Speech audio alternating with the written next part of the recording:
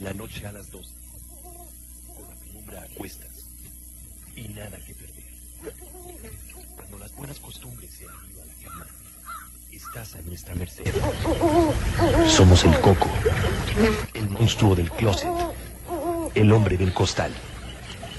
Nunca volverás a estar tan bien acompañado. En los cuernos de la luna. Lunes y miércoles, a la hora de las brujas, en Rock 101. Buenas lunas, esto es Rock 101 en los cuernos de la luna. En los controles se encuentra el ángel de la noche. En la producción se encuentran Clausen y en la producción técnica está don Juanito Vázquez. Mi nombre es Iñaki, el teléfono 6620-101. Esta noche vamos a dejarles el cuento de terror en los cuernos de la luna, una presentación especial, y vamos a darles un cuento clásico de lo que es el terror. Muchas gracias por habernos seguido durante este diseño especial de Rock 101. Recuerden que todo lo que va a seguir en este próximo día, que es jueves. Ya vamos a estar en jueves, vamos a tener varias cosas como la ofrenda en Rocotitlán, vamos a tener como todos nuestros muertos, todos los muertos rockeros, etcétera, todo otro diseño especial que se van enterando mediante los promocionales. Gracias de veras a las personas que nos acompañaron desde la madrugada, desde la aquelarre que hicimos en miércoles hasta las 6 de la mañana y todo lo que hubo, todos los programas especiales relativos a estas fechas. Muchísimas gracias por estar con nosotros y por apoyarnos. Y vamos a cerrar este diseño se puede considerar dentro de lo que es el día miércoles, pero ya va a ser jueves, con un cuento clásico dentro del terror contemporáneo. Este cuento es de un señor ya conocido por todos, pero que ya no habíamos leído por su extensión en este programa. No sé cuánto tiempo nos vayamos a tardar, pero vamos a leerlo, ahora sí que en su contenido total. Entonces el tiempo que nos tardemos es el tiempo que va a durar este programa. El cuento se llama La llamada de Tulu. La llamada de Tulu, que es el clásico de Howard Phillips Lovecraft. Y entonces sí lo presentamos con muchísimo orgullo porque es uno de los clásicos que ya queríamos leerlos y por cuestión de tiempo no habíamos podido hacerlo. Entre Poe y Stephen King, cosa que, bueno, yo no estoy muy de acuerdo, pero hay varios autores que sí lo ponen entre los maestros de terror. Yo pondría a otras personas, pero en fin, H.P. Lovecraft es el gran maestro estadounidense del terror. Como crítico, el horror sobrenatural en la literatura es el ensayo más importante sobre la literatura de terror. Su influencia, en tanto que mentor y escritor de una abundante correspondencia sobre su generación, fue abrumadora y todavía se deja sentir. Su énfasis sobre la escala cósmica, su amor por las antigüedades, típico de Nueva Inglaterra, y su estilo tan elevado como barroco, así como su consistente y yuxtaposición de lo sobrenatural con lo racional, se combinaron para hacer de él un desterrado literario en su época. Pero su reputación ha ido creciendo continuamente en Francia, como ocurrió con la de Poe, y, pese a la intentona hecha por Edmund Wilson de acabar con él de una vez por todas en los años 40, persiste en los Estados Unidos y es un personaje totalmente de culto. Lovecraft rechazó la moralidad convencional y lo sobrenatural y anhelaba haber nacido en el siglo XVIII para ser un racionalista. Pero el cuento que vamos a leer hoy, La llamada de Tulu, trata de un mal cósmico que espera el momento adecuado para abrumarnos con tan aterradores panoramas de la realidad y de la espantosa posición que ocupamos dentro de ella, que o nos volvemos locos a causa de la revelación o huiremos de la luz letal hacia la paz y la seguridad de una nueva edad oscura. Psicológicamente interesante, pero no respecto a la vida psicológica de los personajes. Preocupados por la naturaleza de la realidad, pero carentes de dudas sobre su naturaleza, La llamada de Tulu tiene como tema ciertos aspectos que el hombre no fue hecho para conocer, según diría Lovecraft. El mismo Lovecraft fue el gigante del relato de horror en los pulp, en las revistas pulp, y Weird Tales, la revista donde la mayor parte de su obra halló un hogar, junto con los relatos de sus amigos y participantes en su correspondencia, Clark Ashton Smith, Frank Belknap y Robert E. Howard, el creador de Conan, a lo largo de los años 20 y 30.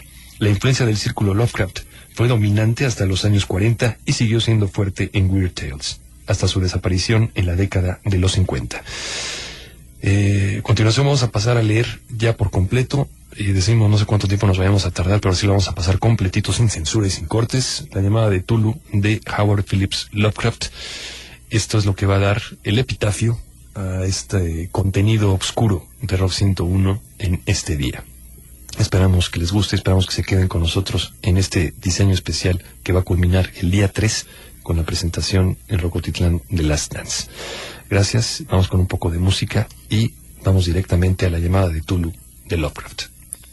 Lo más piadoso del mundo, creo, es la incapacidad de la mente humana para relacionar todos sus contenidos.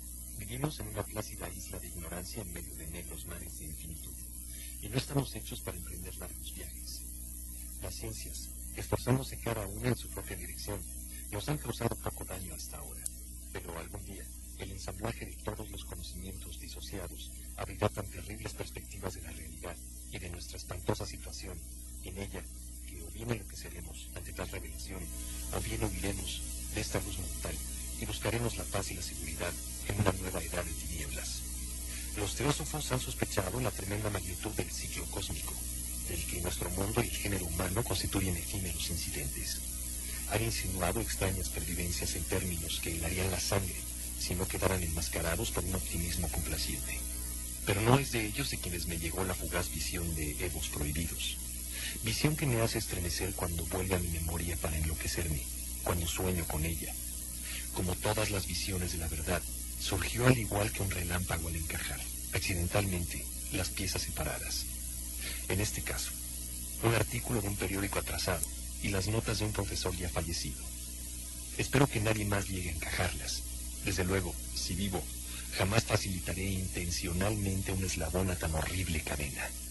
Creo que también el profesor trató de guardar silencio respecto de la parte que él sabía y que habría destruido sus notas de no sobrevenirle la muerte de súbito. Empecé a enterarme del asunto durante el invierno de 1926 con la muerte de mi tío abuelo George Gamel Angel, profesor honorario de lenguas semíticas de la Universidad de Brown, Providence, Rhode Island. El profesor Angel era ampliamente conocido como una autoridad en epigrafía y había sido consultado con frecuencia por directores de prominentes museos, así que muchos recordarán su fallecimiento a los 92 años. A nivel local, el interés aumentó debido a la oscura causa de su muerte. El profesor murió cuando regresaba del barco de Newport. Se derrumbó de repente, declaró un testigo, tras recibir un empujón propinado por un marinero negro que surgió de una de esas obscuras y extrañas casuchas de la empinera cuesta que constituye un atajo desde el muelle a la casa del difunto, en Williams Street. Los médicos no pudieron descubrir ninguna causa visible, aunque concluyeron, después de una perpleja deliberación, que la causa del desenlace debió de ser un oscuro fallo al corazón, provocado por el rápido ascenso de una cuesta tan pronunciada para un hombre de su edad. Por aquel entonces, no encontré ninguna razón que me hiciera disentir del dictamen, pero recientemente me inclino a dudarlo, y a algo más que dudarlo. Como heredero y testamentario de mi tío abuelo, pues murió viudo y sin hijos, era natural que yo revisase sus papeles con cierto detenimiento, así que, con ese motivo, me llevé toda una serie de archivos y cajas a mi casa de Boston. Gran cantidad del material que he logrado ordenar será publicado más adelante por la Sociedad Americana de Arqueología. Pero había una caja que me pareció tan enigmática que no me decidí a enseñarla a nadie.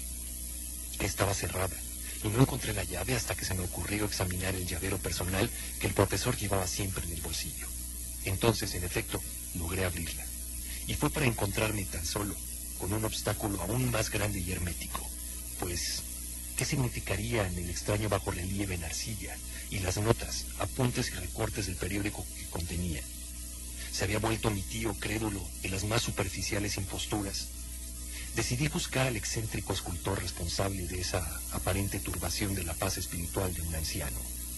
El bajorrelieve era un tosco rectángulo de unos 2 centímetros de espesor y una superficie de 12 por 15 centímetros, de evidente origen moderno. Sus dibujos, no obstante, no lo eran, ni mucho menos, tanto por su atmósfera como por lo que sugerían. Pues, aunque los desvaríos del cubismo y del futurismo son muchos y muy extravagantes, no suelen reproducir esa misteriosa regularidad que la escritura prehistórica encierra. Y, desde luego, escritura parecía aquella serie de trazos. Aunque mi memoria, pese a estar muy familiarizada con los papeles y colecciones de mi tío, no lograba identificar aquel tipo de escritura en particular, ni descubrir su más remoto parentesco. Sobre aquellos supuestos jeroglíficos había una figura de evidente carácter representativo, aunque su ejecución impresionista impedía cualquier suposición sobre su naturaleza. Parecía una especie de monstruo o símbolo representativo de un monstruo, de una forma que solo una imaginación enferma conseguiría. Si digo que mi algo extravagante imaginación sugirió imágenes simultáneas de un pulpo, un dragón y una criatura humana, no sería infiel a la naturaleza del diseño. Una cabeza pulposa, tentaculada, coronaba un cuerpo grotesco y escamoso, dotado de unas rudimentarias alas, pero el contorno general era lo que lo hacía más estremecedor.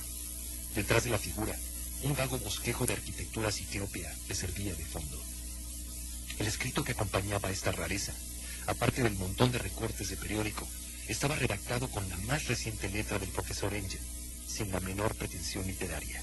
El principal documento, al parecer, era el que llevaba por título El culto de Cthulhu, escrito cuidadosamente en caracteres de imprenta para evitar la lectura errónea de tan insólita palabra.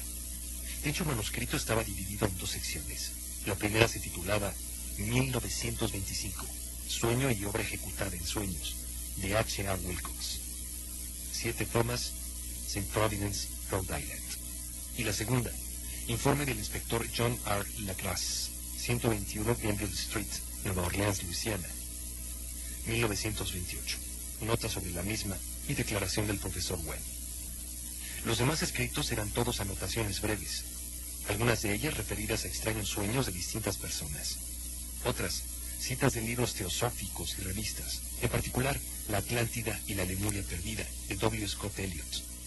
Y el resto, comentarios sobre pasajes de textos mitológicos y antropológicos como La Rama Dorada de Fraser y El culto de la brujería en la Europa Occidental de Margaret Murray. Los recortes de periódicos aludían ampliamente al desencadenamiento de una extremada enfermedad mental y accesos de locura o manía colectiva en la primavera del año 25. La primera mitad del manuscrito principal relataba una historia muy curiosa. Parece ser que el 1 de marzo de ese mismo año, un joven delgado, moreno, de aspecto neurótico y excitado había ido a visitar al profesor Engel con el singular bajorrelieve de arcilla, entonces excesivamente húmedo y fresco.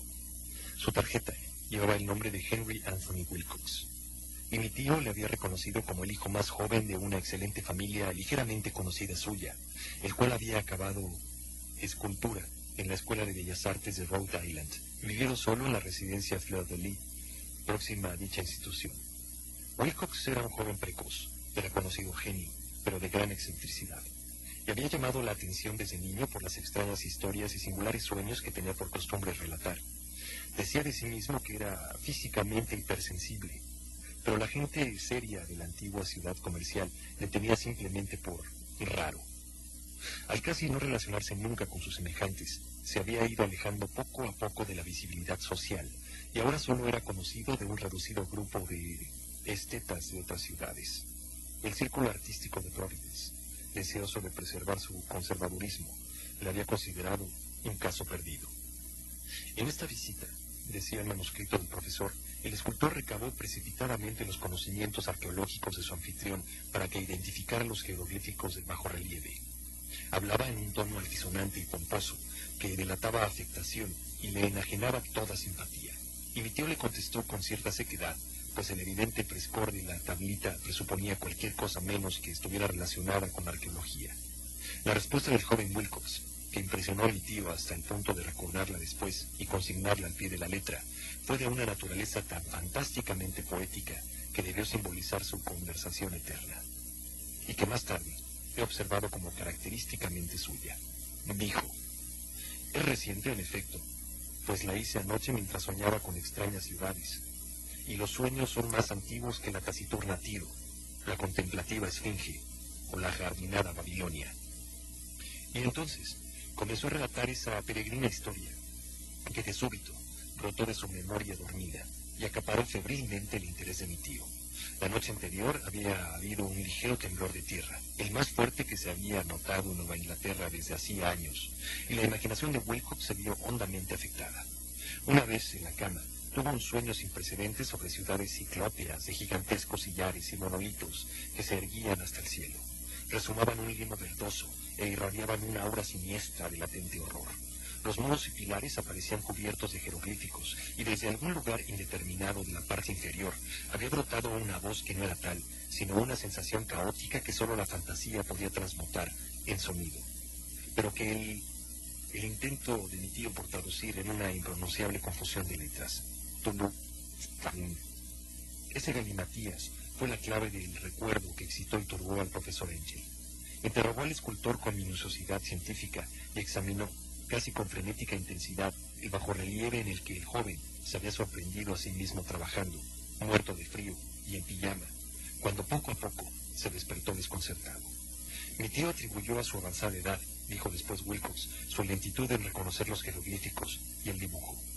Muchas de sus preguntas parecieron sin sentido a su visitante, en especial las que pretendían relacionarle con cultos o sociedades extrañas, y Wilcox no logró comprender las repetidas promesas de silencio que el anciano le ofreció a cambio de que admitiese estar afiliado a alguna sociedad religiosa mística o pagana de ámbito mundial.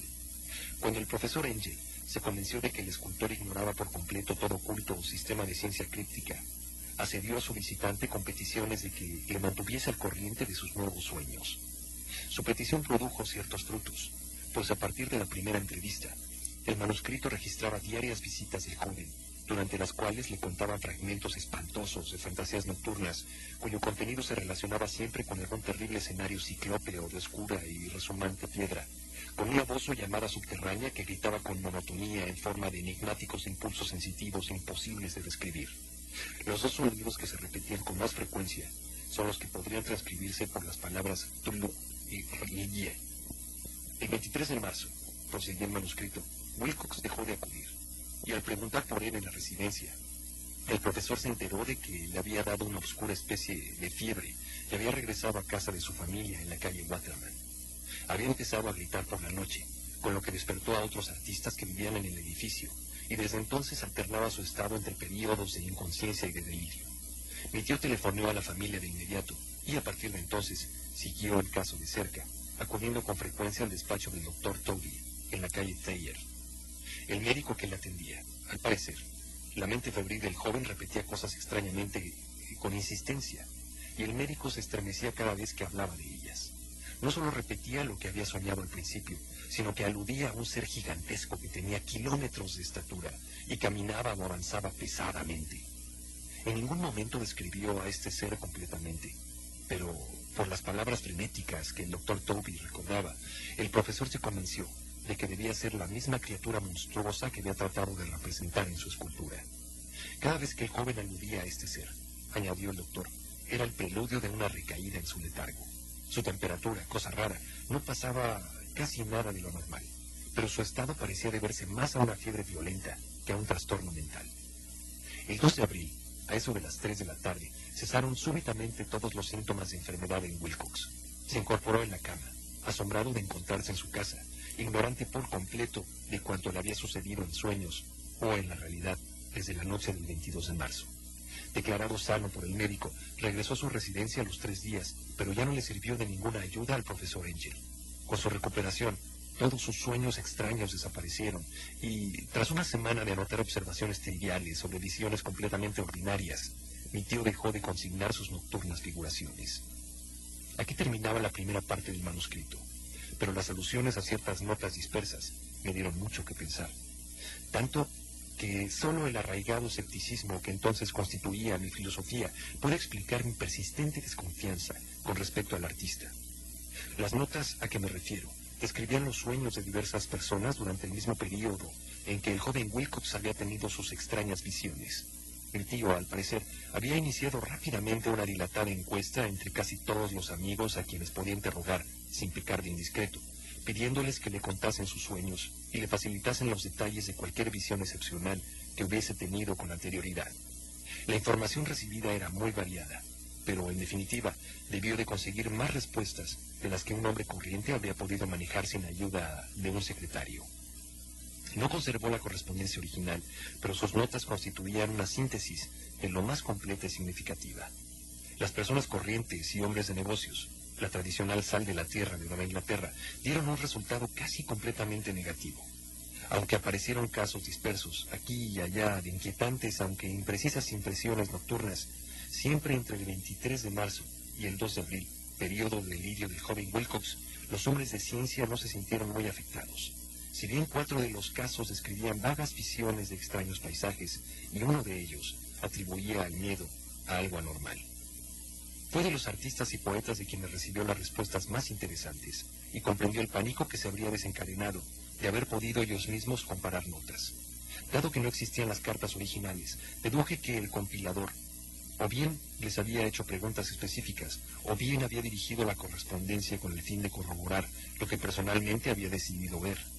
Esa es la razón por la que seguí convencido de que Wilcox, conocedor de los viejos documentos de mi tío, había estado embaucando al viejo científico. Estas respuestas de los artistas contaban una historia turbadora.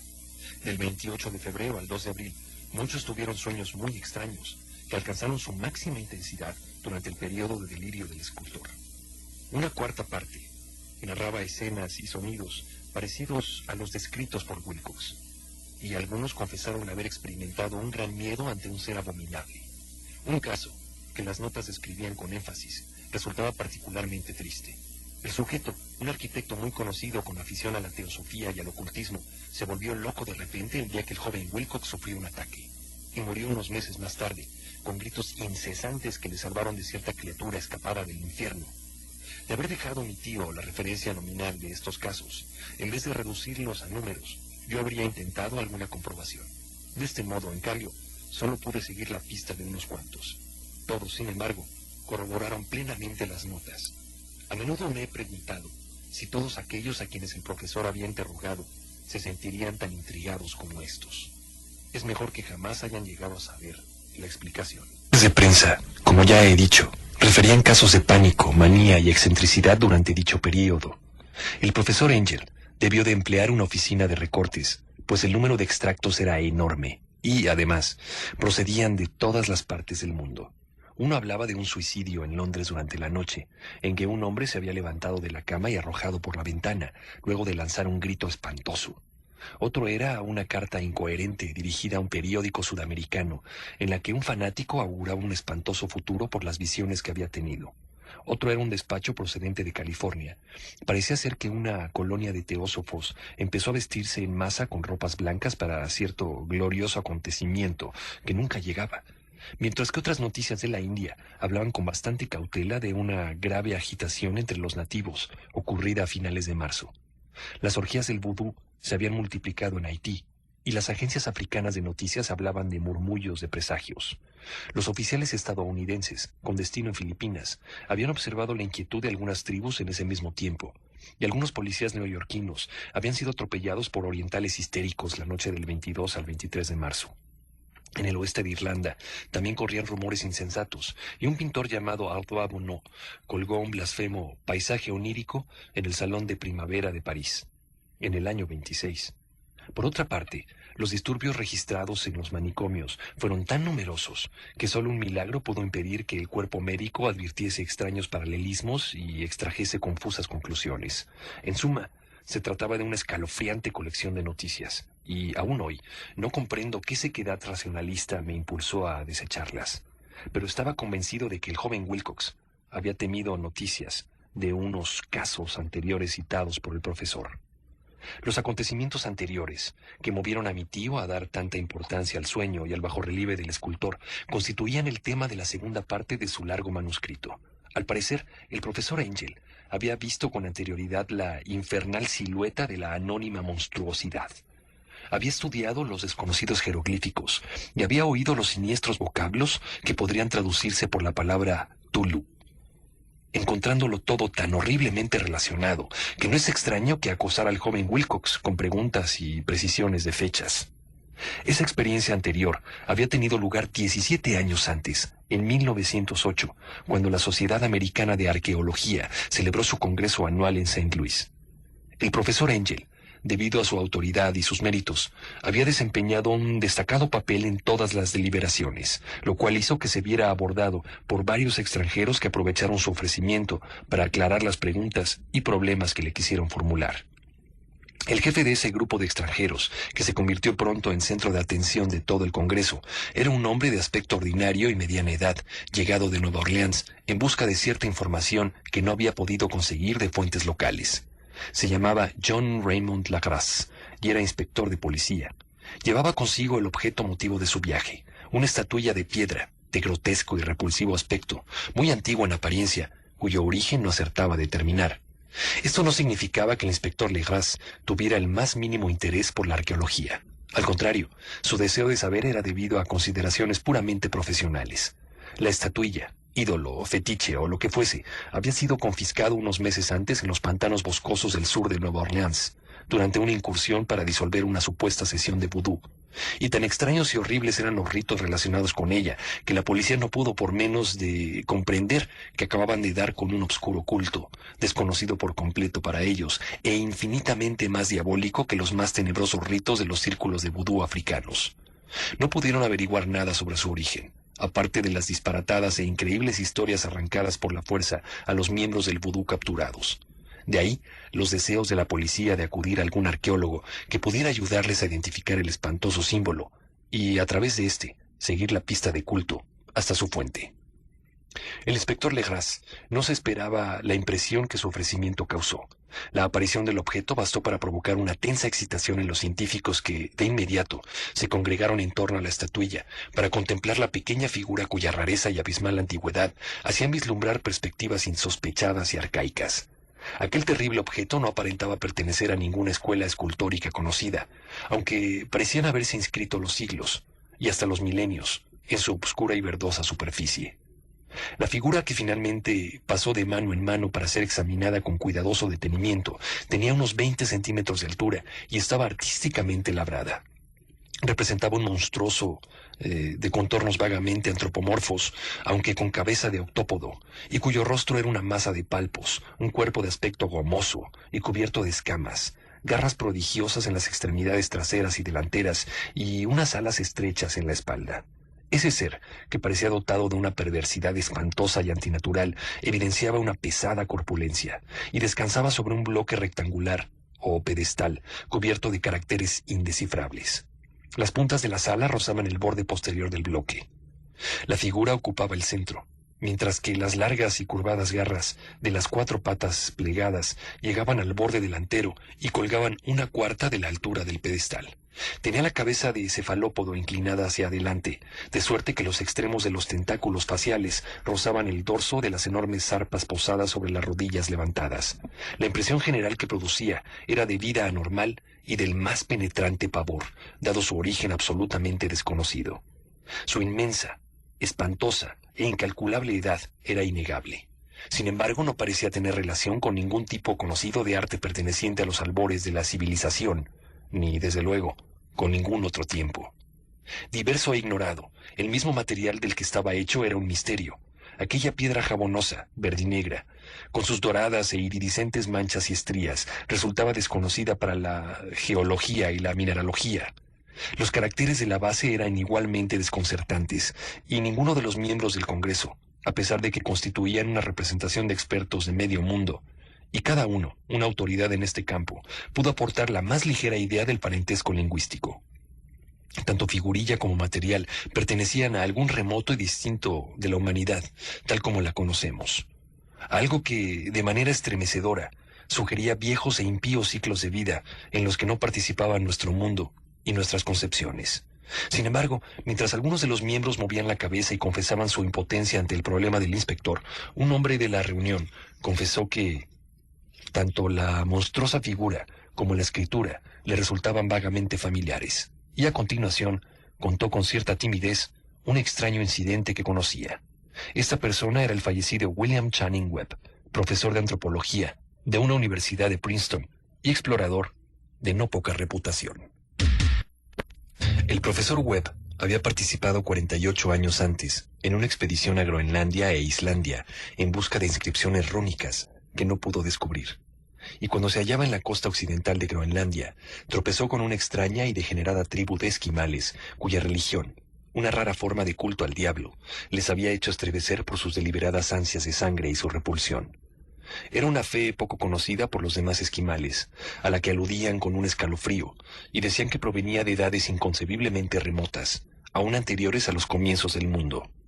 Además de los ritos innominados y los sacrificios humanos, había ciertos rituales hereditarios que se dirigían a un demonio supremo y más antiguo, o Tornansuk. El profesor Webb había tomado cuidadosa nota de la expresión fonética de un anciano Angenkok, o sacerdote hechicero, y la transcribió lo mejor que pudo en caracteres latinos.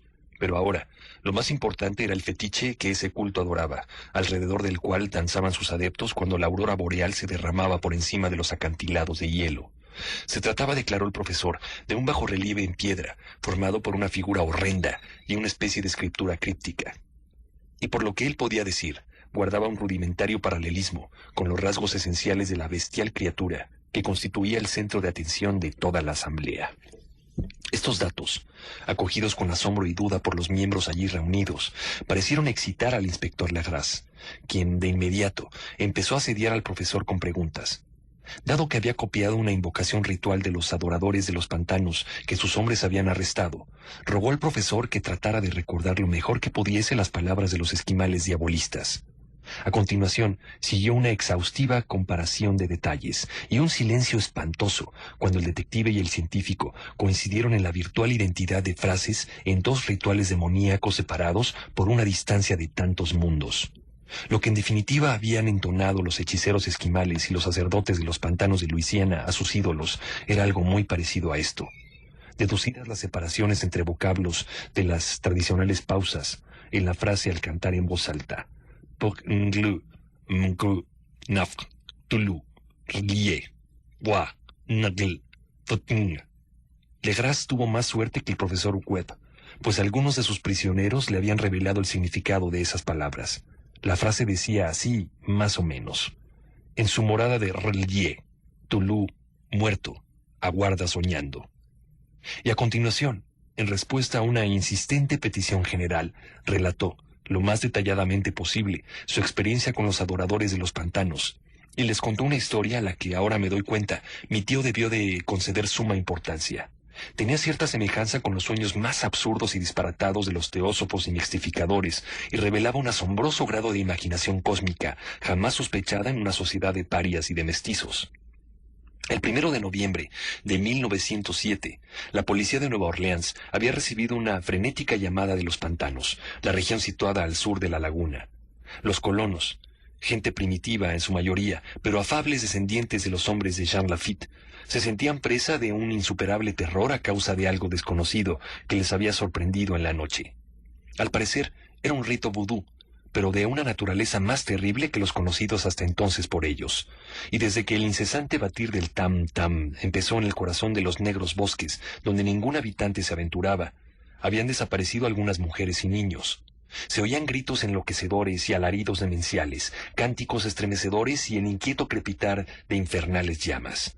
Y añadió, el aterrador comunicante, la gente no podía resistirlo más. Así que, ya atardecido, había salido un cuerpo de policías en 2 furgonetas y un automóvil guiados por un tembloroso colono. Cuando el camino se volvió intransitable, dejaron los vehículos y avanzaron durante varios kilómetros, chapoteando en silencio a través de los terribles bosques de cipreses donde nunca penetraba la luz del día. Las raíces retorcidas y el nudoso musgo español obstruían el paso. Y de cuando en cuando, algún montón de piedras húmedas o los fragmentos de un muro en ruinas hacían más intensa la opresiva sensación de cada árbol deformado y cada islote fangoso contribuía a crear. Finalmente, el poblado de colonos surgió ante ellos.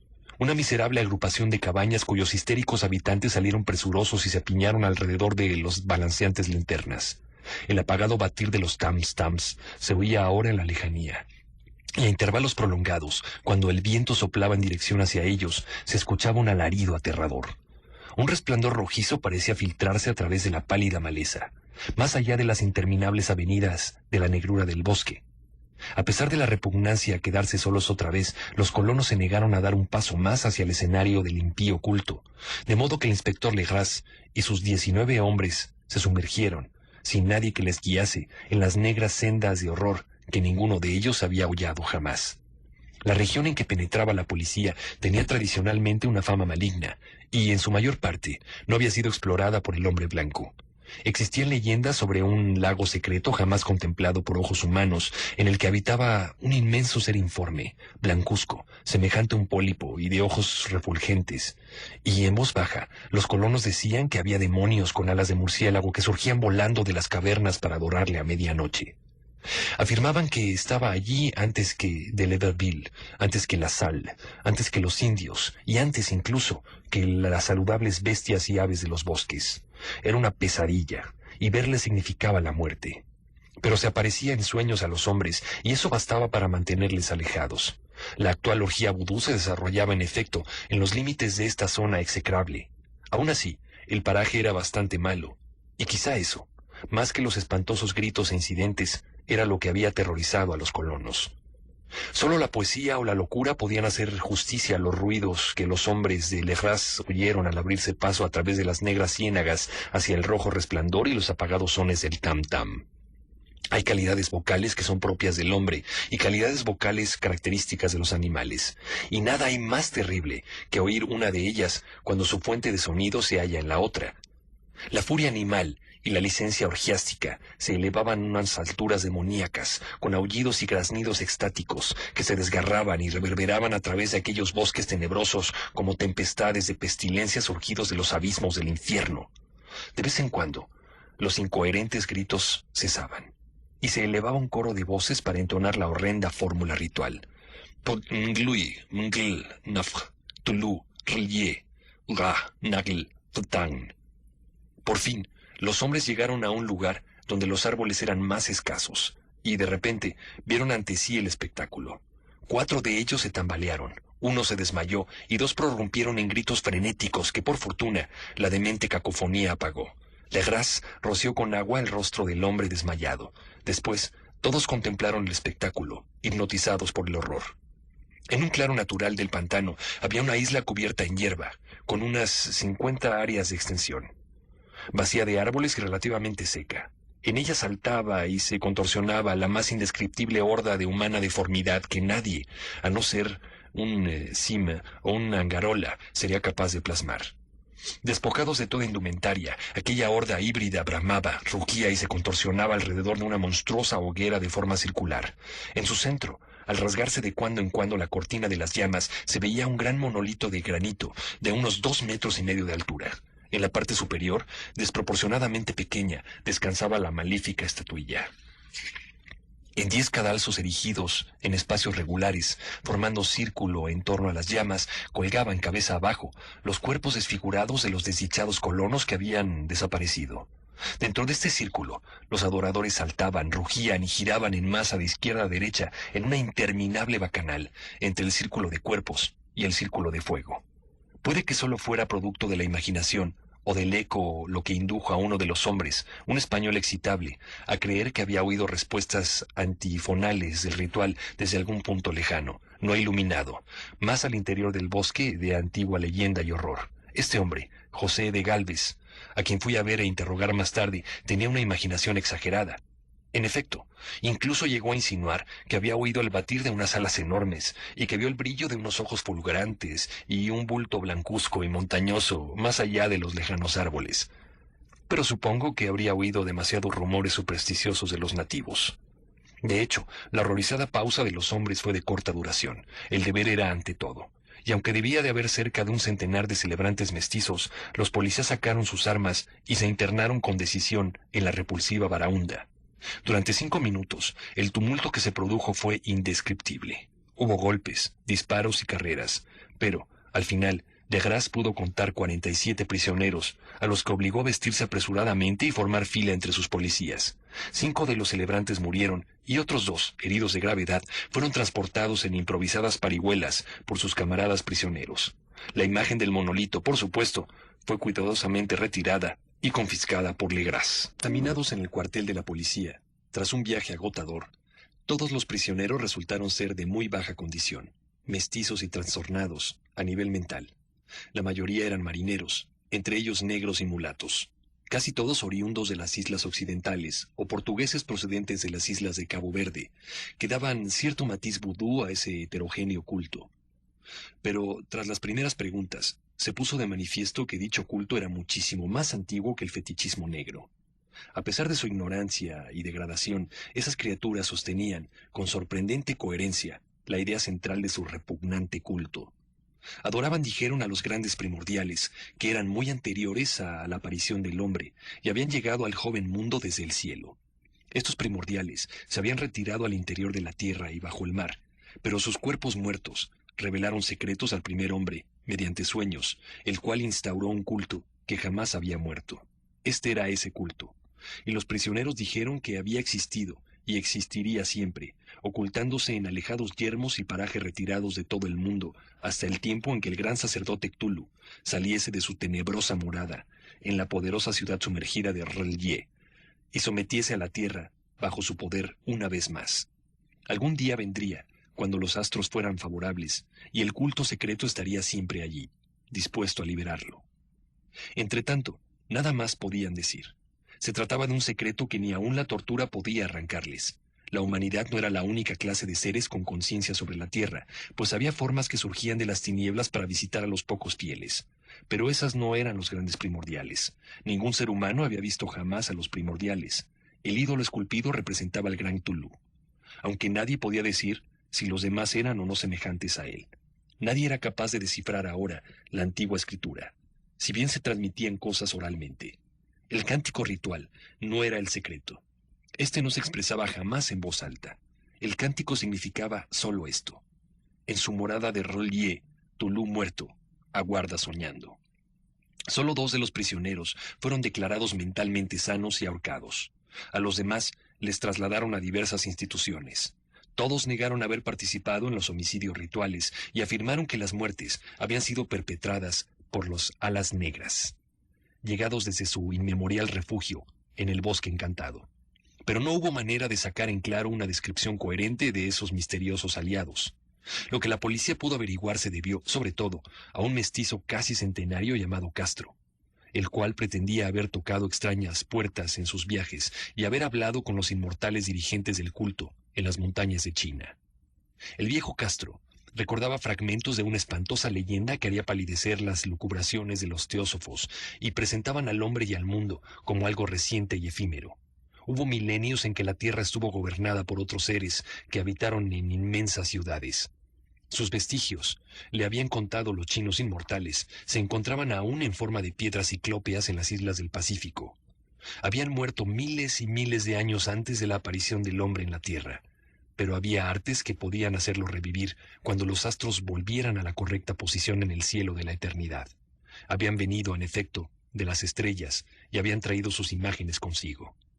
Estos primordiales, prosiguió Castro, no estaban hechos de carne y hueso, tenían forma. ¿No lo probaba acaso esa imagen de silueta estrellada? Pero esa forma no era material, cuando los astros se hallaban en la posición correcta. Ellos podían precipitarse del mundo en mundo a través del firmamento, pero cuando los astros estaban en posición adversa, no podían vivir. Sin embargo, aunque ya no viviesen, tampoco habían muerto definitivamente. Reposaban en las moradas de piedra de la gran ciudad de R'lyeh, protegidos por los sortilegios del poderoso Cthulhu.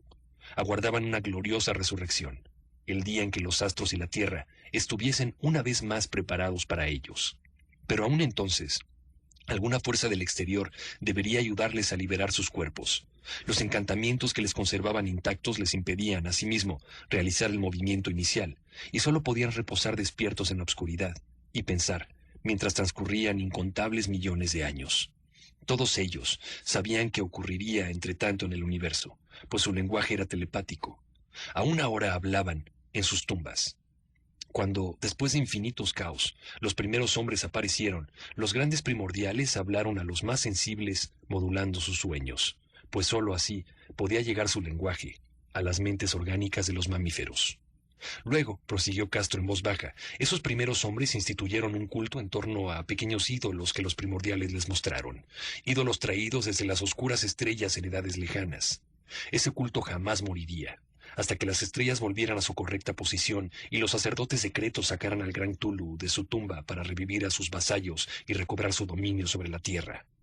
La llegada de ese momento resultaría fácil de reconocer, pues entonces la humanidad se parecería a los primordiales.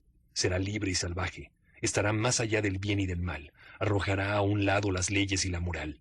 Todos los hombres gritarán, matarán y se refocilarán, jubilosos. Entonces, los primordiales liberados les enseñarán nuevas formas de gritar y matar y refocilarse y regocijarse, y toda la tierra arderá en el holocausto del éxtasis y la libertad. Entretanto, el culto, ejecutado mediante ritos apropiados, debe mantener vivo el recuerdo de esas antiguas formas y evocar la profecía de su retorno.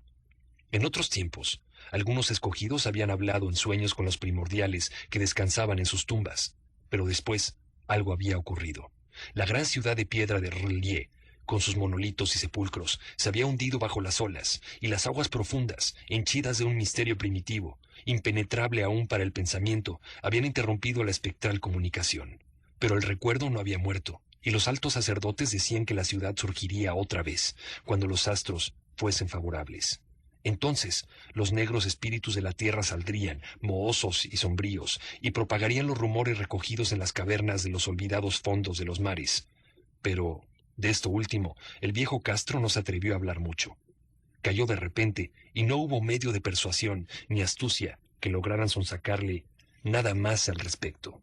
También se negó a dar detalles sobre el tamaño de los primordiales. En cuanto al culto, dijo que creía que su centro se encontraba en la inexplorada región central de los desiertos de Arabia, donde Irem, la ciudad de los pilares, sueña oculta e intacta. No tenía relación alguna con el culto de las brujas en Europa, y era prácticamente desconocido fuera del círculo de sus adeptos. Ningún libro aludía a él en realidad, aunque los chinos inmortales decían que el Necronomicon del árabe loco Abdul al-Hazred subyacía un sentido oculto que los iniciados podían interpretar a su libre criterio, en especial el discutidísimo dístico que no está muerto, lo que puede yacer eternamente. Y con los eones extraños, aún la muerte puede morir. Legras, hondamente impresionado y no poco confundido, había tratado sin éxito de averiguar la filiación histórica del culto. Parecía ser que Castro había dicho la verdad al afirmar que era totalmente secreto. Las autoridades de la Universidad de Tulane no pudieron arrojar ninguna luz sobre dicho culto ni sobre la imagen, y ahora el detective había acudido a las personalidades más competentes del país, encontrándose nada menos con la historia de Groenlandia del profesor Webb. El febril interés que despertó en la asamblea la historia de Legras, corroborada por la estatuilla, tuvo algún eco en la correspondencia que luego intercambiaron los congresistas. Sin embargo, en la publicación oficial de la sociedad se citó solo de pasada. La prudencia es el primer cuidado de quienes están acostumbrados a enfrentarse con imposturas y charlatanes. Legras dejó la imagen al profesor Webb durante un tiempo, pero a la muerte de éste volvió a sus manos y sigue en su poder, ya que yo la he visto no hace mucho tiempo. Es algo verdaderamente terrible y se parece de manera inequívoca a la escultura que el joven Wilcox modeló en sueños. No me cabía la menor duda de que mi tío se excitó ante la historia del escultor. ¿Qué pensamientos le acosaron a sabiendas de lo que Legras había averiguado de ese culto?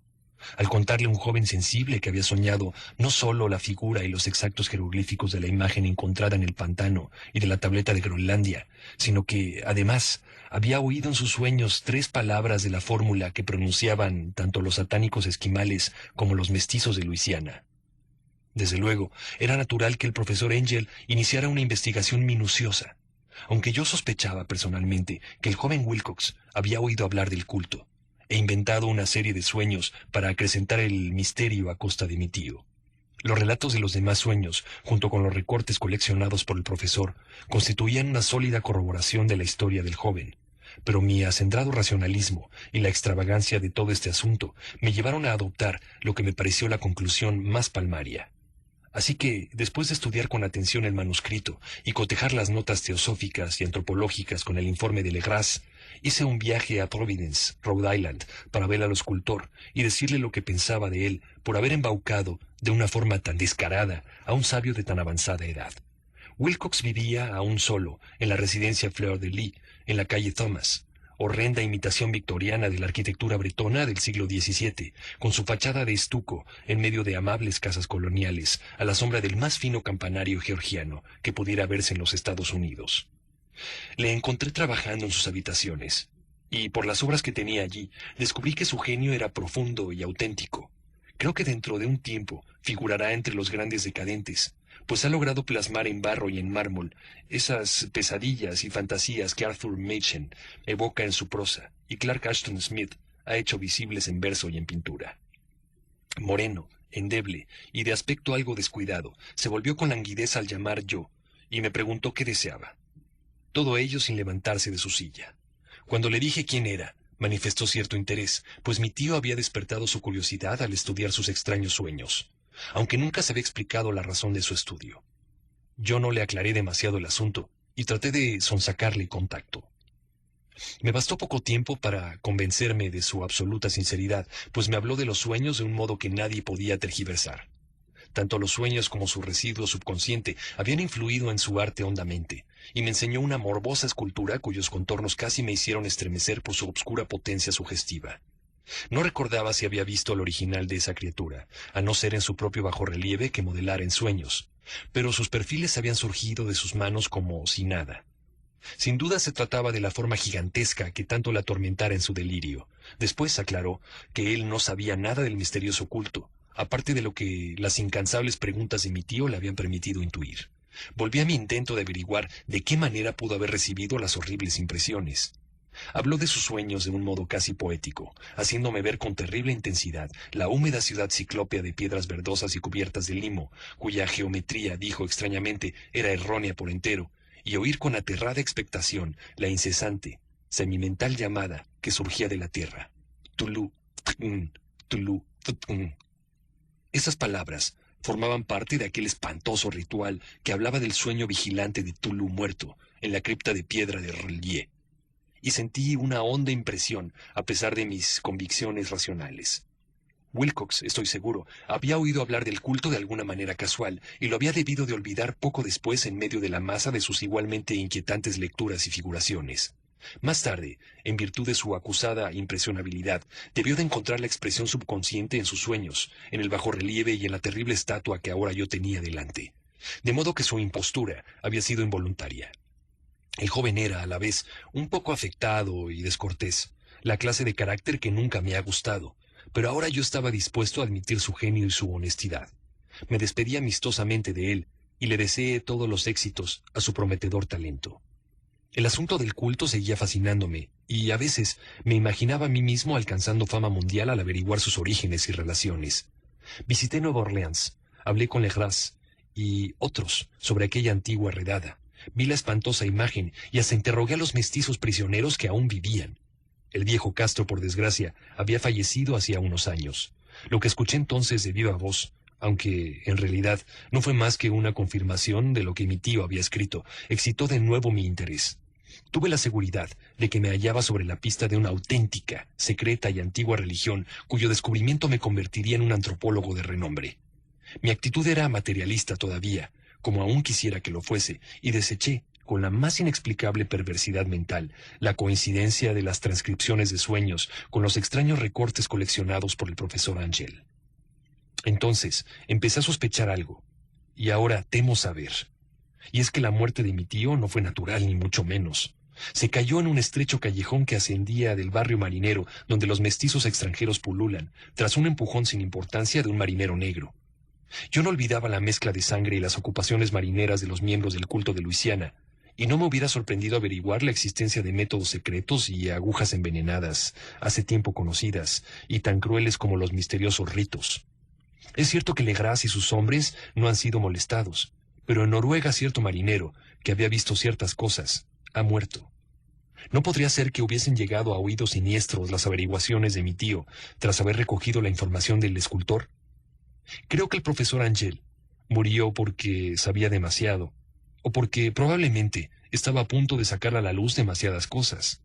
Ahora falta ver si correré su misma suerte, pues he llegado demasiado lejos. Si alguna vez el cielo desea concederme un don, que sea el total olvido del descubrimiento que hice por casualidad al fijarse mis ojos en determinado trozo de periódico que cubría un estante.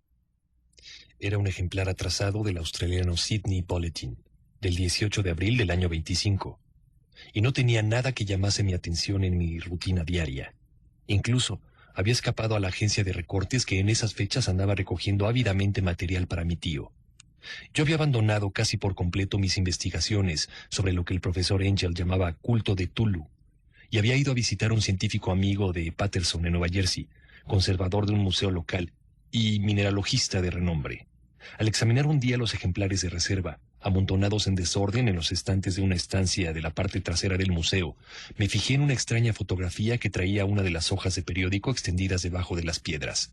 Era el Sydney Bulletin, pues mi amigo estaba suscrito a la prensa de todos los países imaginables. Se trataba de una fotografía en sepia, de una espantosa imagen de piedra, casi idéntica a la que Legras había encontrado en el pantano. Ansioso, Despejé la hoja de su precioso contenido, leí el artículo con toda atención y me sentí decepcionado ante su brevedad.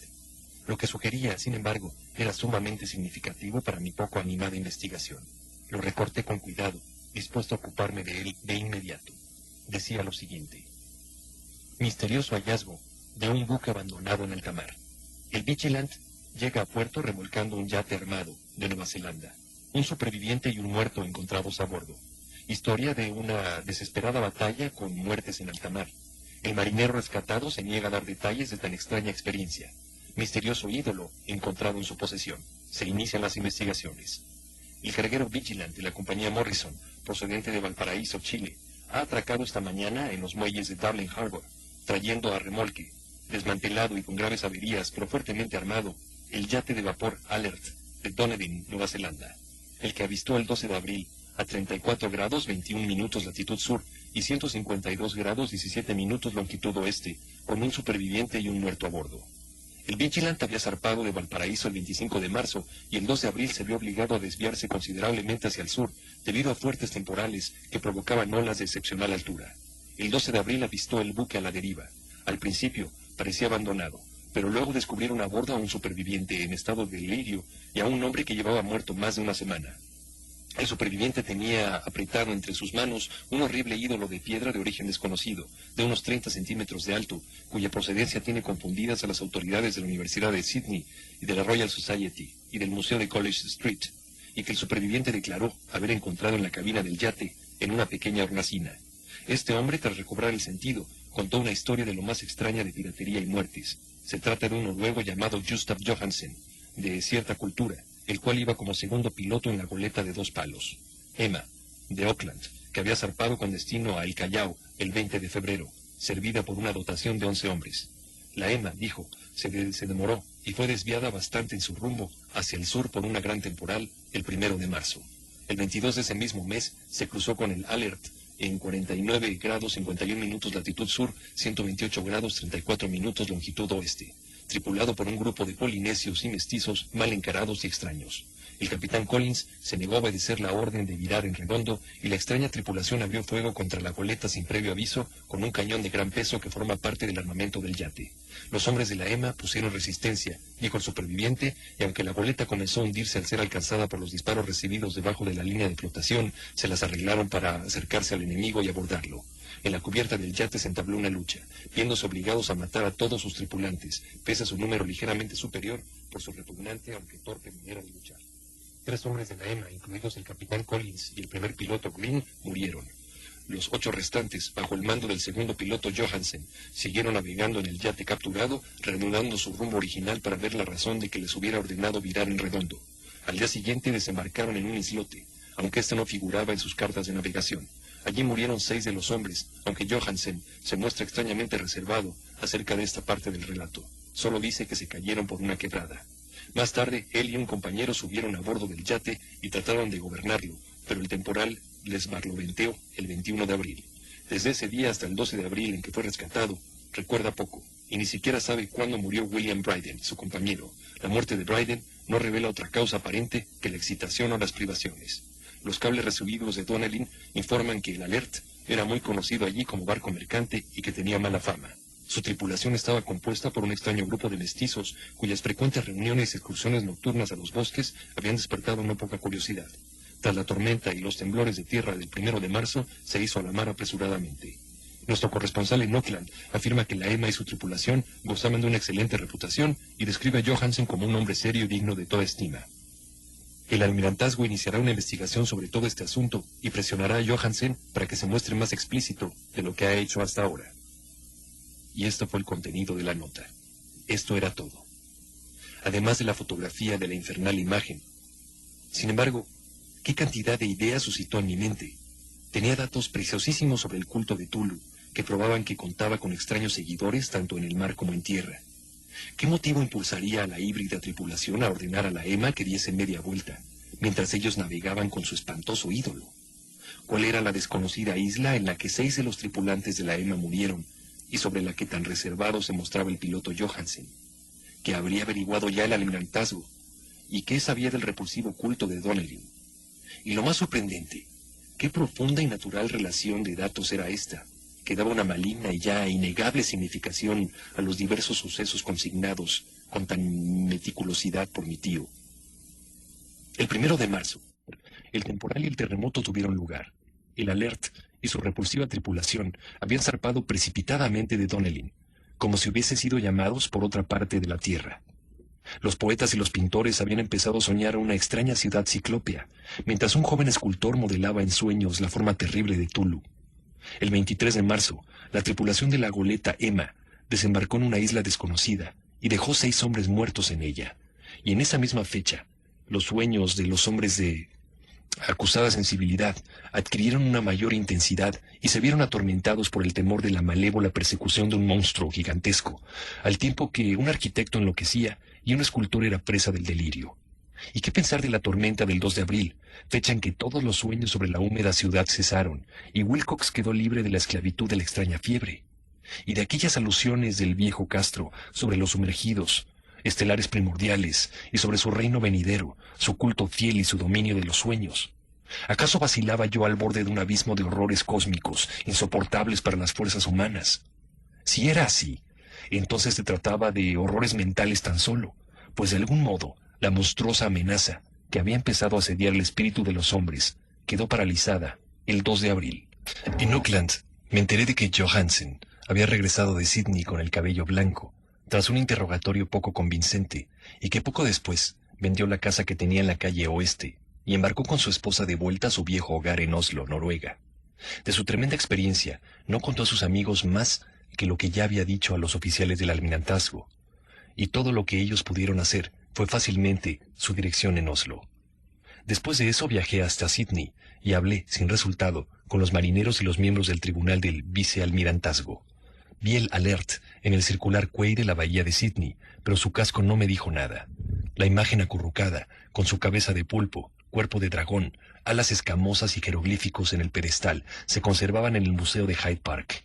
Y yo la examiné larga y minuciosamente, y me pareció un objeto de un labrado exquisito, con el mismo profundo misterio, la misma terrible antigüedad e idéntica rareza de material que ya había observado en el pequeño ejemplar de Legras. Los geólogos, me dijo el conservador, la consideraban un enigma monstruoso y juraban que no existía en el mundo roca parecida. Entonces recordé con un escalofrío lo que el viejo Castro le había contado a Legras sobre los primordiales. Vinieron de las estrellas y trajeron sus imágenes con ellos.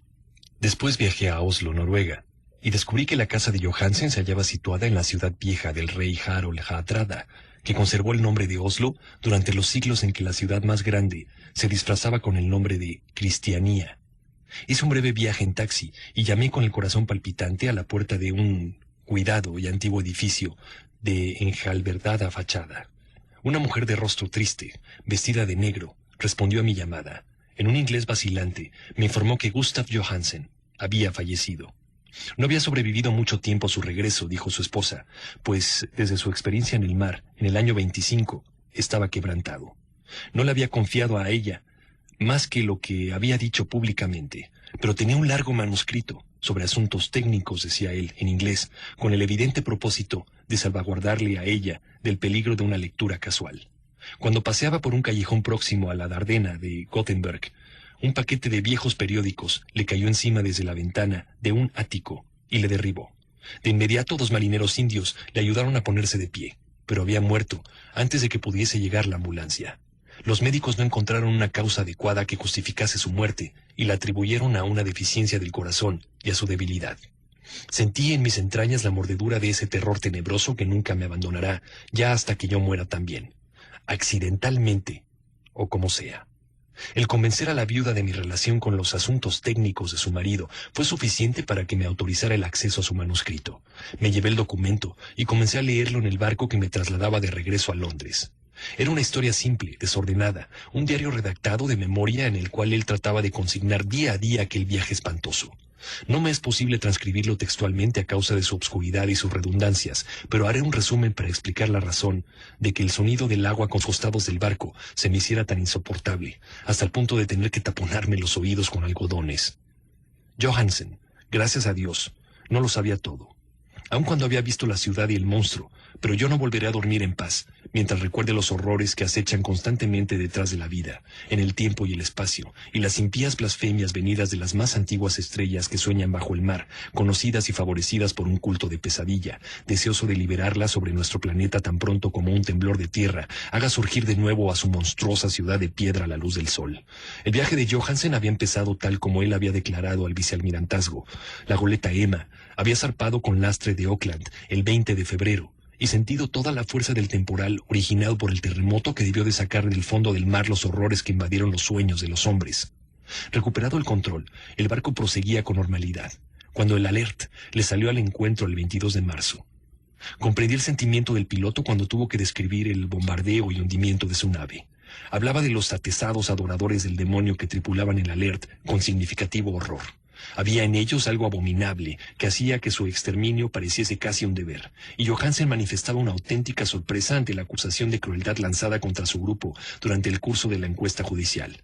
Luego, llenos de curiosidad, una vez el yate capturado bajo el mando de Johansen, los hombres vieron que surgía del mar un gran pilar, y en 47 grados 9 minutos latitud sur, 126 grados 43 minutos longitud oeste, avistaron una costa, mezcla de negro barro, légamo y ciclópea albañilería cubierta de algas que no podía ser sino la materialización del supremo terror del mundo, la ciudad cadáver de pesadilla de R'lyeh, construida hace innumerables evos, antes del comienzo de la historia, por las inmensas y horrendas entidades que descendieron de las obscuras estrellas. Allí yacían el gran Tulu y sus hordas, ocultos en criptas verdosas y cubiertas de légamo, desde donde enviaban, después de un número incalculable de ciclos, los pensamientos que infundían miedo a los sueños de quienes poseían una naturaleza sensible y llamaban imperiosamente a sus fieles para que acudiesen en peregrinaje de liberación y restauración.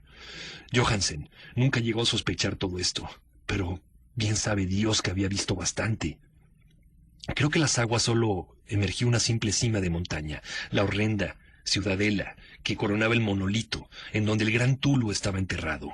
Cuando pienso en las dimensiones de lo que puede estar latente allí abajo, casi me dan ganas de quitarme la vida de inmediato. Johansen y sus hombres estaban aterrados ante el poder cósmico de esa chorreante Babilonia habitada por demonios, y debieron de adivinar que no pertenecía a un planeta normal.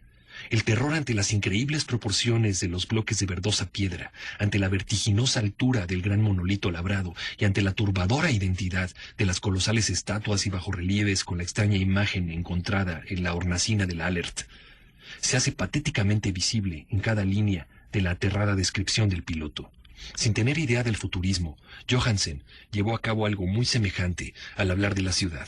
Pues en lugar de describir una construcción concreta o un edificio cualquiera, hacía hincapié solo en las impresiones generales de inmensos ángulos y superficies de piedra, superficies demasiado grandes para que puedan corresponder a seres normales o propios de esta tierra, e impíos con sus horribles imágenes y jeroglíficos. Mencionó su referencia a los ángulos, porque surgieron algo que Wilcox me había contado de sus horribles sueños. La geometría del lugar soñado por él era anormal, no euclidiana, y de repugnantes esferas y dimensiones distintas de las nuestras. Después, un marinero profano sentía lo mismo al contemplar la terrible realidad. Johansen y sus hombres desembarcaron en un plano sesgado y cubierto de limo de esa monstruosa acrópolis y subieron a gatas por la resbaladiza superficie de los titánicos bloques que de ningún modo podían haber sido una escalera para hombres mortales.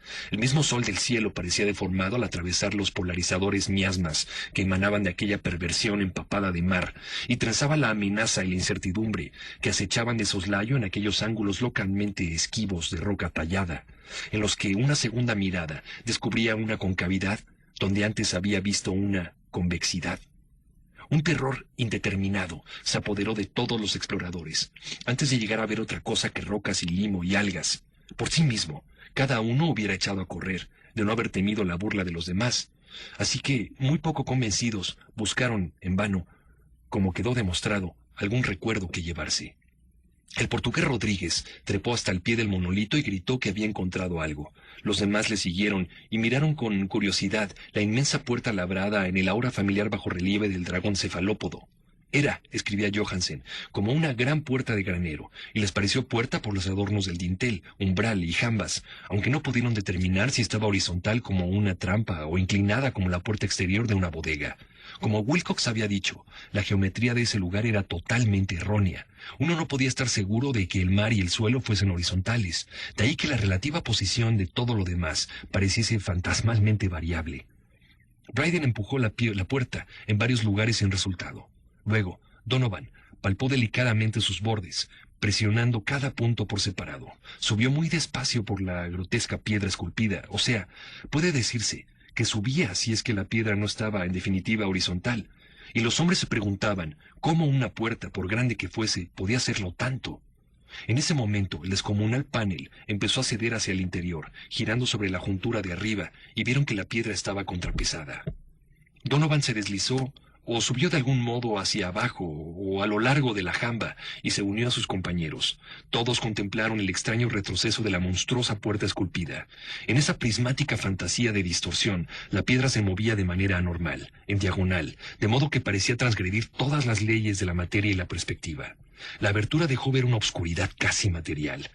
Esa negrura era, en efecto, una cualidad positiva, pues obscurecía la parte de las paredes interiores que debían ser visibles, y de hecho, brotó como el humo liberado de su milenario encierro, oscureciendo visiblemente el sol al esparcirse en aleteos membranosos por el contraído y curvado cielo. El hedor que se elevó de las recién abiertas profundidades se hizo intolerable. Por último, a Hawkins le pareció oír un ruido nauseabundo, cenagoso en el interior. Todos prestaron atención y escuchaban aún cuando surgió la monstruosidad, baboseando y tanteando. Constriñó su verde inmensidad gelatinosa en la entrada y se irguió en el aire mefítico de aquella ciudad de locura. La letra del pobre Johansen se volvía nerviosa al hablar de eso. De los 6 hombres que no llegaron jamás al barco, cree que 2 perecieron de miedo en ese instante. Fatal. No es posible describir ese ser. No hay lenguaje que pueda transcribir semejante abismo de locura inmemorial, semejante transgresión de las leyes de la materia, la fuerza y el orden cósmico. Era una montaña lo que caminaba bamboleante. ¡Dios! ¿Qué tiene de extraño que en la Tierra se volviese loco un gran arquitecto y que el pobre Wilcox se librase de fiebre en aquel instante telepático? La entidad de los ídolos, la viscosa criatura de las estrellas, había despertado para reclamar lo que era suyo. Las estrellas estaban en conjunción otra vez, y lo que un culto intemporal no había conseguido con intención, un grupo de inocentes marineros lo había hecho por casualidad. Después de millones de años, el gran Tulu era libre de nuevo y estaba sediento de goce. Los hombres fueron barridos por las blandas arpas antes de que nadie tuviese tiempo de volverse. Dios les dé eterno descanso, si es que hay descanso en el universo. Eran Donovan, Guerrero y Angstrom. Parker resbaló mientras los otros 3 se echaban a correr, frenéticos, por el interminable paisaje de roca verdosa en dirección al barco, y Johansen jura que se sintió absorbido hacia arriba por un ángulo rocoso que no debía haber estado allí, un ángulo que era agudo, pero que se comportó como si fuese obtuso. Así que solo Brinden y Johansen llegaron al bote, y bogaron desesperadamente hasta el Alert, mientras la montañosa monstruosidad se dejaba deslizar por el limo de las piedras y vacilaba en el borde del agua. La caldera no había perdido presión, a pesar de que todos los hombres habían saltado a tierra, y tras unos momentos de afanoso correr entre engranajes y mecanismos, pusieron al Alert en movimiento. Lentamente, en medio de los horrores distorsionados de aquel escenario indescriptible, el barco comenzó a agitar sus aguas letales. Entretanto, sobre las rocas de esa costa sepulcral, ajena a este mundo, el titánico ser de las estrellas baboseaba y farfullaba como Polifemo maldiciendo el barco fugitivo de Ulises. Luego, más audaz que los cíclopes, el gran Tulu se deslizó vigorosamente en el agua y comenzó a perseguirle dando enormes zarpazos de cósmica potencia que levantaban grandes olas. Bryden miró hacia atrás y enloqueció, y no paró de soltar carcajadas hasta que la muerte le sorprendió en el camarote, mientras Johansen deambulaba por la cubierta delirando. Pero Johansen no se había rendido todavía. Como sabía que el monstruo alcanzaría indefectiblemente al Alert antes de que la caldera tuviese toda la presión, decidió probar una posibilidad desesperada. Dio toda la potencia a la máquina, subió veloz a cubierta y giró la rueda del timón todo lo que éste daba de sí. Un fuerte remolino se produjo en las pestilentes aguas, y mientras la presión aumentaba, el valeroso noruego enfiló la proa de su embarcación contra el gelatinoso ser que le perseguía y que se elevaba por encima de la turbia espuma como la popa de un galeón diabólico. Su espantosa cabeza de cefalópodo, con sus tentáculos contorsionándose, llegaba casi hasta el bauprés del porfiado yate, pero Johansen siguió implacable. Hubo un estallido. Igual que si una vejiga se reventase, manó una fangosa suciedad como cuando se rasga el cuerpo de un promotio. acompañado de un hedor equivalente a 1.000.000 de tumbas abiertas, y se oyó un rugido que el cronista no tuvo el valor de consignar en un manuscrito. Por un instante, el barco quedó envuelto en una nube verdosa, acre, cegadora. Después, solo hubo una ponzoñosa efervescencia a popa, donde, Dios del cielo, la dispersa plasticidad de aquella abominable criatura estelar se recomponía y recobraba su horrenda forma original mientras se agrandaba la distancia, a medida que el Alert ganaba velocidad al aumentar la presión. Eso fue todo. Más tarde, Johansen se limitó a meditar sobre el ídolo de la cabina y a procurar un poco de alimento para sí y para el maníaco que tenía a su lado. No trató de gobernar la nave, pues después de su audaz maniobra había perdido como una parte de su alma. Luego le sobrevino la tormenta del 2 de abril y un cúmulo de nubes ofuscaron aún más su conciencia. Una sensación de vértigo espectral se apoderó de él. Le pareció que giraba en un torbellino descendente hacia líquidos abismos de infinitud. Que era arrastrado a velocidad de vértigo por la cola de un cometa fugaz y sacudido histéricamente de los abismos marinos a la luna y de la luna a los abismos marinos. Azuzado por el coro de carcajadas de los antiguos dioses y de los verdosos y burlones trasgos del tártaro, de alas de murciélago. De más allá del sueño le llegó el rescate, el Vigilant, el tribunal del vicealmirantazgo, las calles de Dunedin y el largo viaje de regreso a su casa natal junto a Egeberg. Nada podía contar de aquello. Todos pensarían que se había vuelto loco. Escribiría cuanto sabía antes de que le sobreviniese la muerte, pero su esposa no debía enterarse de nada. La muerte sería una bendición que le borraría esos recuerdos de la mente. Este es el documento que leí, y ahora lo he metido en la caja de hojalata junto al bajorrelieve y los papeles del profesor Engel. Guardaré mi relato también, esta prueba de mi propia cordura, en donde he agregado lo que espero no vuelva a agregarse jamás. He considerado todo lo que en el universo puede haber de horroroso, y aún los cielos de la primavera y las flores del verano me parecerían ponzoñosos. Pero no creo que mi vida sea muy larga. Tal como mi tío desapareció, tal como el pobre Johansen ha desaparecido, así desapareceré yo. Sé demasiado, y el culto sigue vivo todavía. Tulu vive todavía también, supongo, en ese refugio de piedra que le ha protegido desde que el sol era joven. Su ciudad maldita se ha sumergido otra vez, pues el Vigilant cruzó por su demarcación después de la tormenta de abril. Pero sus ministros en la tierra rugen y se contorsionan y matan en torno a los monolitos coronados por el ídolo en los parajes solitarios. Ha debido quedar encerrado en su trampa y hundirse en los negros abismos. Si no, el mundo gritaría ahora de horror. ¿Quién conoce el final? Lo que ha emergido puede sumergirse, y lo que se ha sumergido puede volver a emerger. La abominación aguarda y sueña en las profundidades. Sobre las vacilantes ciudades de los hombres fluctúa la destrucción. Llegará un tiempo, pero no debo ni puedo pensarlo. Pido que, si no sobrevivo a este manuscrito, mis albaceas eviten cometer imprudencias e impidan que caiga en manos de nadie. Howard Philip Lovecraft. Acción, Germán Huesca. Producción y musicalización, Clausen. Producción técnica, Juan Vázquez. Gracias a la Copetes por facilitarnos la historia. Mi nombre es Iñaki. Recuerden, nunca despertar, lo que siempre deberá permanecer dormido. Muy buenas lunas.